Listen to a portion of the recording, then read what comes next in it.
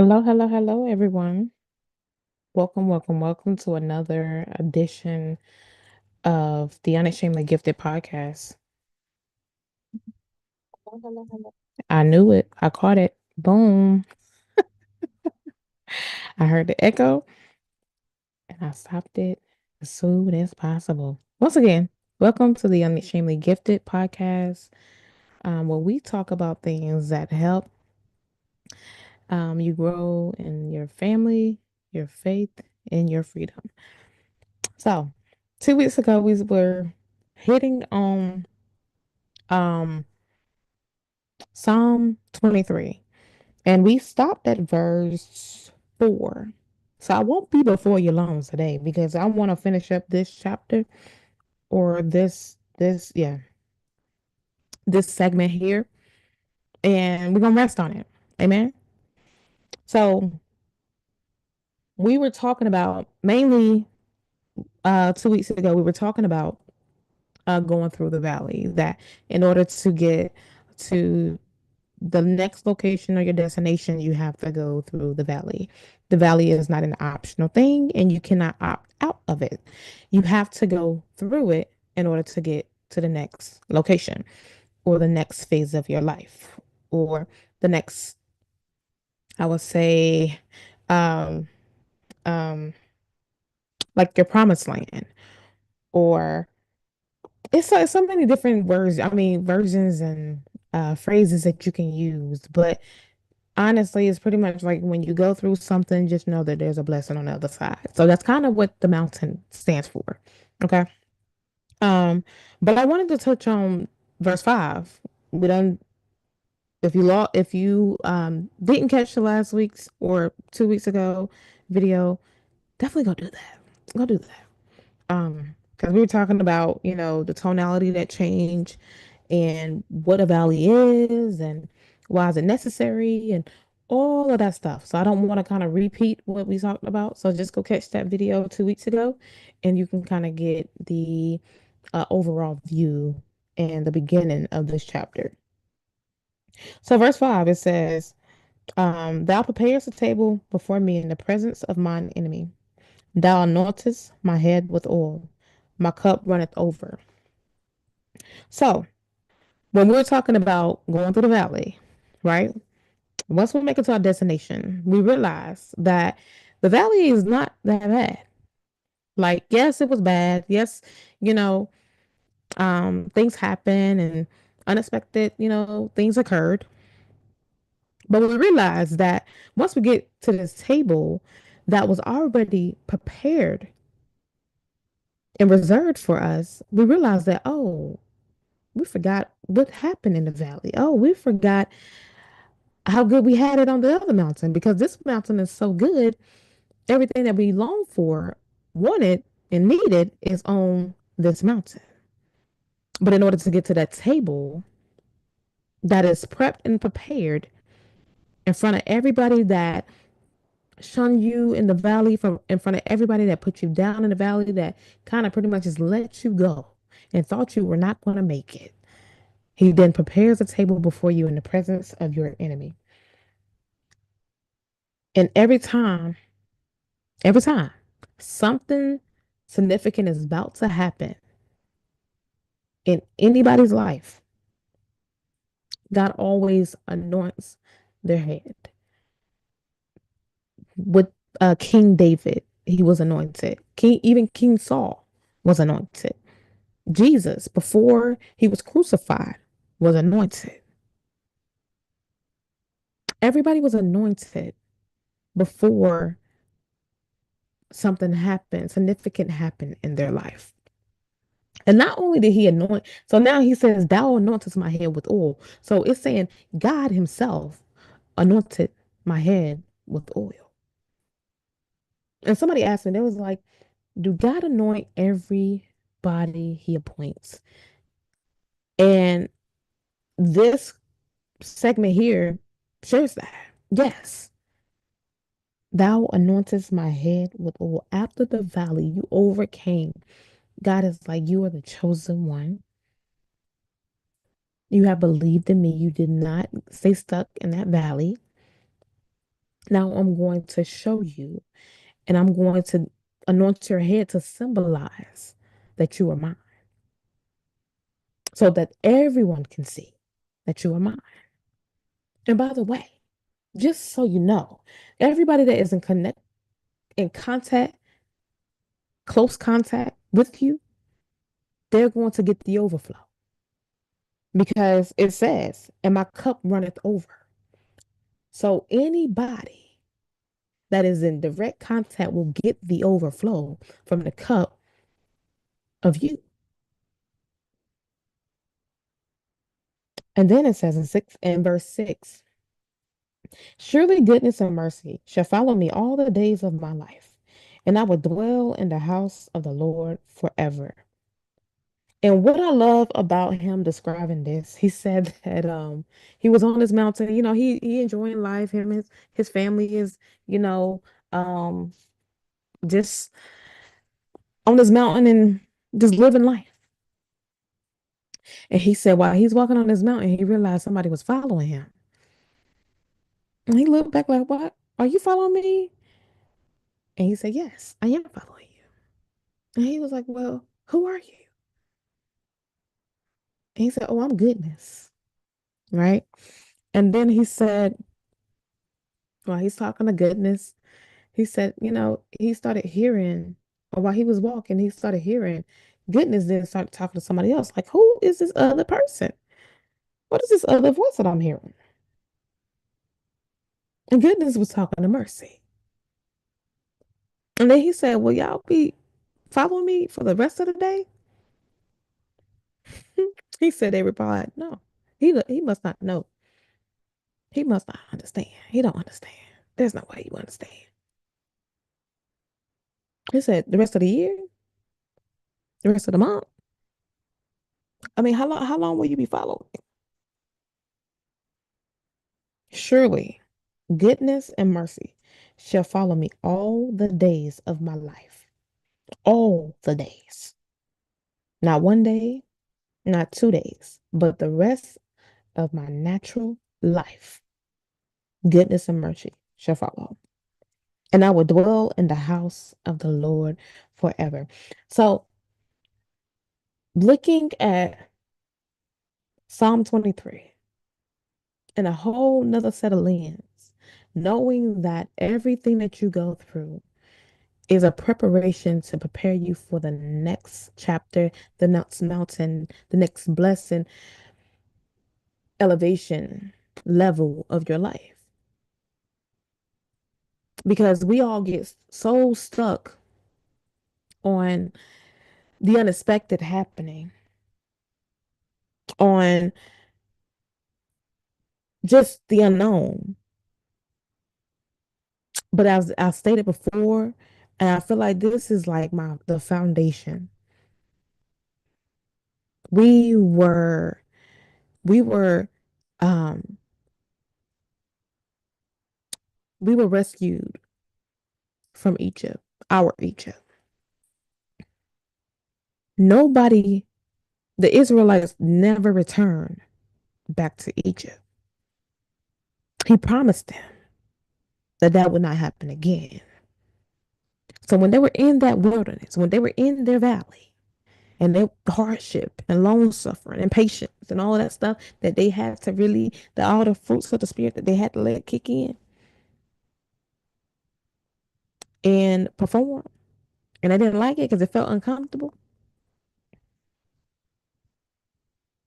They had no other choice. There was no other option but either to go to the promised land or wander in this wilderness. I'm not allowing you to go back into bondage. I'm the most high. I made a vow and a promise to you that I will not allow captivity, you to be held captive back on Pharaoh. So either you continue on this journey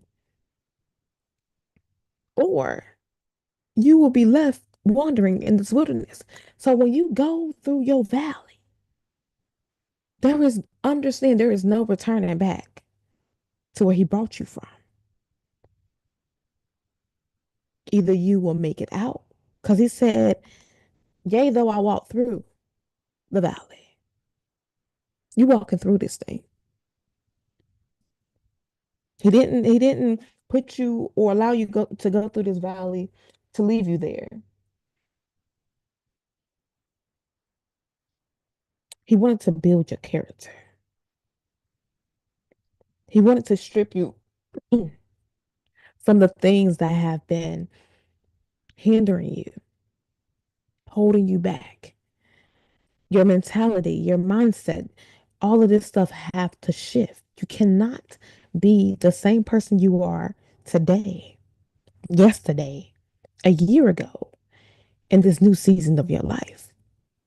Some people are okay and comfortable with just being stuck. They they don't want to do the work to improve. They don't want to do the work to succeed. They don't want to do the work to become somebody greater and bigger and stronger and wiser. So you have to have the mentality. Why do you think a lot of people, when they get money, they go broke again? Because if you went from dirt broke one day to a millionaire the next and didn't have to go through any type of mindset shift and any type of uh, just discipline, um, um, just in like intense change, intense transformation. If you did not experience that, regardless of if you are a millionaire today, it won't last. And I'm not speaking that in a negative way, but I'm just saying you don't have what is necessary to come to become somebody greater or have some like, and I even look at it now and I was like, God, I've been praying for stuff for so long, like years. And I'm like, but why is it not happening? Like I have faith. Like what is happening? What's going on? What did I do? Am I being punished? What's happening? But then I thought about it. I said, Kayla, your thought process was not where you needed to be. You have faith, yes, but you allow unbelief to creep in. You have to control that because when you have more, you have to do more. My husband said it the other night. He said, "Yeah, more money, more problems. You want to have more, you're gonna have more problems." So is that this bottom level of Kayla ready for that top level of Kayla? I ain't there yet. So I'm grateful to be in this journey. I'm grateful to be learning. When you're going through your valley, don't look at it as um, punishment. It's not punishment, it's preparation. It's your purpose and training. That's when you truly identify who you are in Him. So, valley's gonna happen. If you want to go to the next mountain, you can stay on the back, you can stay back there. There's no growth back there. There's no selling back there. But if you're comfortable, go ahead. Some people just but they're okay with what they have. I don't want any more. I'm okay. I'm good. I'm coasting. I'm comfortable. I want more in life. I had to take risks. I had to step out on faith. I couldn't just stay where I was because I don't know. I'm different.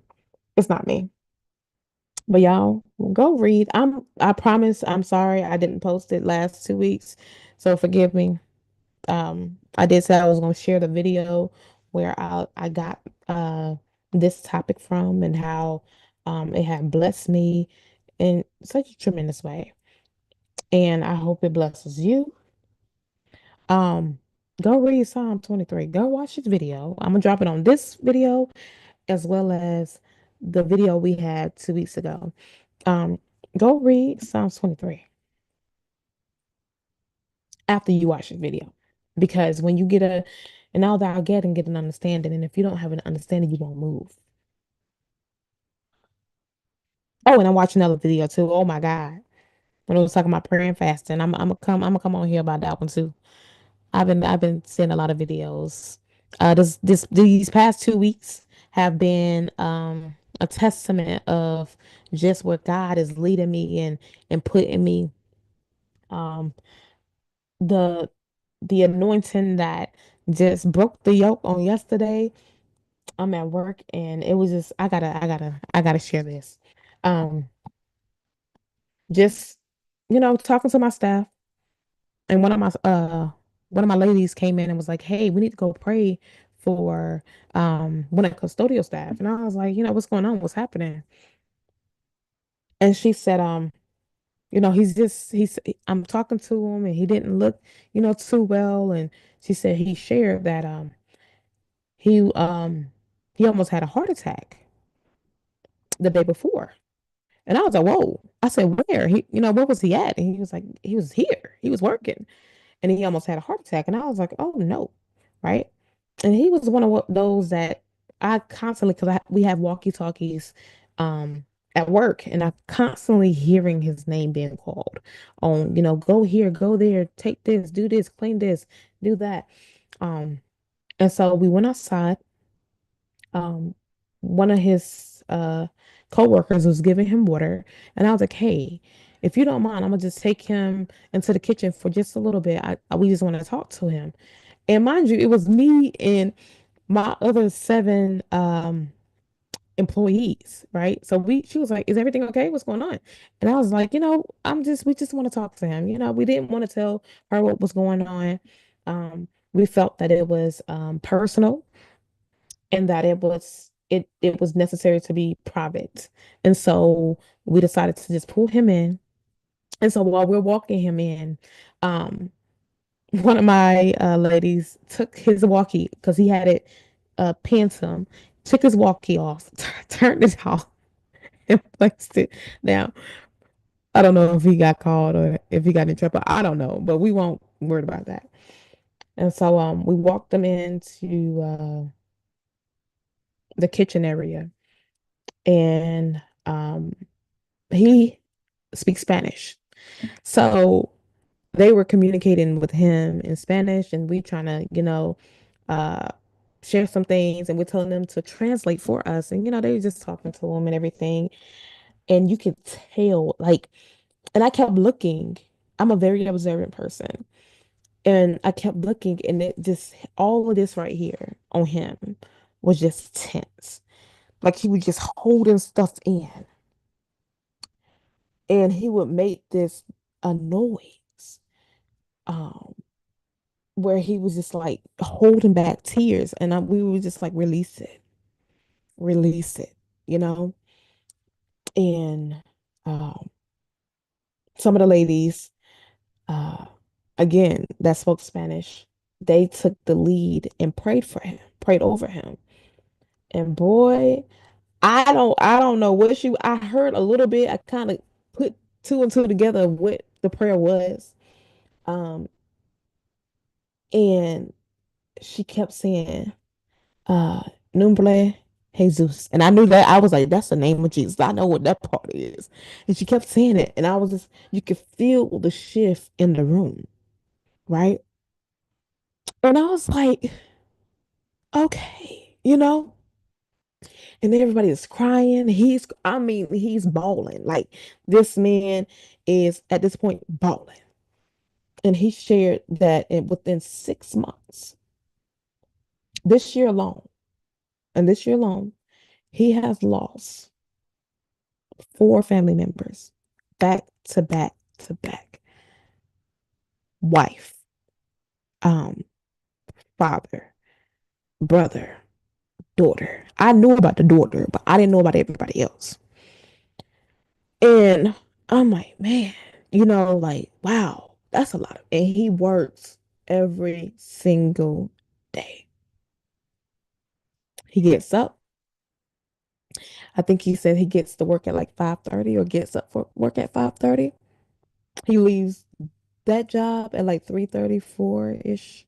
He goes to the other job. He don't get off that job until like 2:33. So he'll go home and get an hour nap and do it all over again. This man is in his 50s.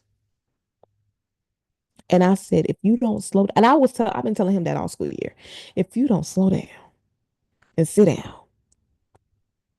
I was 19 and they told me that if I don't stop, I wouldn't see mid 20s. And at the time I was working like three, four jobs. And I thought it was cool. Like I'm just making money. I'm just stacking bread, as they say, you know? And I seen him and I'm just like, and I can tell like every time I seen him, he just looked like he's just carrying so much in this area, right? So we're walking out. And I think that day we went and got lunch and we were asking him how, like, hey, you want some of this food? And he was just like, I'm not hungry. I don't have appetite. And he turned to drinking. Like he, instead of eating, he drinks. And he was like, I never drank before until now. And I'm like, oh no, that's no. So um the guy that works for me, he said, Kayla, somebody needs to pray over him about his appetite and hopefully, whatever is holding or keeping him from eating and turning him to drinking is released. So they were like, anybody got some oil? Y'all. I said, oh, this is my cue. I had a little container. Hold on. I thought I had another one. I had a few of them like throughout the house and in my office. Um, it's like little bottles, glass things, about this big. It ain't big of oil. And I've had it on my computer desk at work all school year. And then I also had this little Jesus that said Jesus loves you. Um, and I had a cross, and I forgot what the cross said. But I was holding on this, and I meant to give it to him previously, months prior, but I never did. And oh, I meant to share. He's never been a religious person, by the way. Just FYI. Um, he's never had a relationship. I don't think he ever went to church. Nothing, nothing. Okay. And so when we were doing this, he was like, this has never happened before. Like, I don't like, whoa, right? And so we prayed a second time. And the same lady led the prayer this time. And this is when she was saying, uh, Nombre, um, Jesus, right? And she kept saying it, kept saying it, kept saying it. And we were all touching and agreeing. And y'all, this is the moment that got me. I heard him say,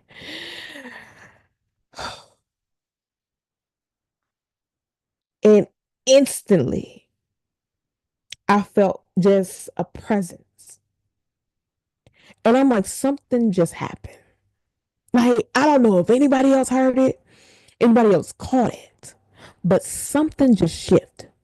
Now, the first prayer, it made him just pour out. He cried out. But the second one, he finally breathed. Like, it felt like the whole time he was holding his breath. And by me going through depression, having anxiety, under a whole bunch of pressure, I know how that feels. So when he did that, I was like, oh, he just got his breakthrough. And I didn't really say anything to nobody. I was just like happy and I'm just, joyful. And I'm like, yo, we did that. We did that, right? So we walk and we started eating lunch. And one of my other workers came back and she was like, yo, guess what? And we were like, what happened? And she said, he's outside and he said, you know what? He said, I feel so much lighter. He said, I feel so free. I feel like I can fly. He said, I feel like I could just flap my wings and fly away. And then he shared, he said, oh, oh, what did he say? He felt like he could fly. He felt free. I felt it was something else he said, but it confirmed exactly what I saw and heard right before he went outside. And I'm like, God, you just moved. And so I pulled my staff while we were eating, and I pulled everybody in because some people were, walking around, and I pulled everybody in. I said, you know what, y'all? I gotta tell y'all something. I gotta give y'all flowers. I said that right there, we don't see that often. Where everybody, not just one or two people in the kitchen, not just one or two people working together. It was every single one of us did our part in seeing that man's breakthrough, in being a vessel for God in his breakthrough. Like I told him, excuse me, excuse me. I told him, I said, everywhere I've worked, I have been the only, maybe a few others, but solely the one person that was religious and just displaying and vocalizing that I was a follower of Christ. I was the only one. So the fact that we all rallied together, different religions, hear me. I think some of my staff is Catholic, right? That's where it goes to show that it does not matter what religion you are in. We hopefully we trust and believe in the same God and in the same Christ. Because if we confirmed it, we said where two or three are gathered, I am there in the midst. We didn't need all of us, but all of us rallied together for this man. And now he walks around with a smile. I seen him today. He hugged me. He said, thank you. He kept saying it yesterday. Thank you. You don't know how much this means to me. Thank you. I love y'all so much. Thank you. This helped me out so much. Thank you. So you don't know what people are going through. And then you need to be on high alert, because if we weren't, and we've been talking deeply every day about just salvation. And we have our Bible talks. We be working and talking about the Bible. And I try to put my finger on why I was at this job. Because there's other things I could be doing. There's other places I could be at. I wonder why, the other job I couldn't fit. And now I see why this place needed me. It's not about money. It's not about popularity. It's not about fame. It's not about none of that stuff. It's about being used. When I told God I would be used as a vessel, I didn't know what He was going to do for me, where He was going to send me. I didn't know. So be careful what you ask for. I'm just saying, learn from me. But y'all, we I need we need we all need to continue to lead and love, because that's what Jesus did. He didn't criticize nobody. He without sin cast the first stone, and they all walked away. We have all fallen short to the glory because of sin. We're not perfect. Nobody is. But we had a perfect example that walked before us. And we need to strive each and every day to live more like him. Pick up your cross. Carry your cross. Somebody out there needs you. And if you are not equipped, if you are not aware, if you're not ready, you're going to miss it. They're going to miss it. As God's people, we need to make a stand. And I even told him, I said, this here, we need to normalize this. Normalize the fact of everybody coming together and praying for somebody. Normalize the fact that everybody just being on one accord. Because regardless of how you feel or not, if you are a child of God, you are held to a higher, super higher standard. And some people are just not ready. Many are called, but few are chosen. I decided to be one of the chosen ones. And I want my work and my actions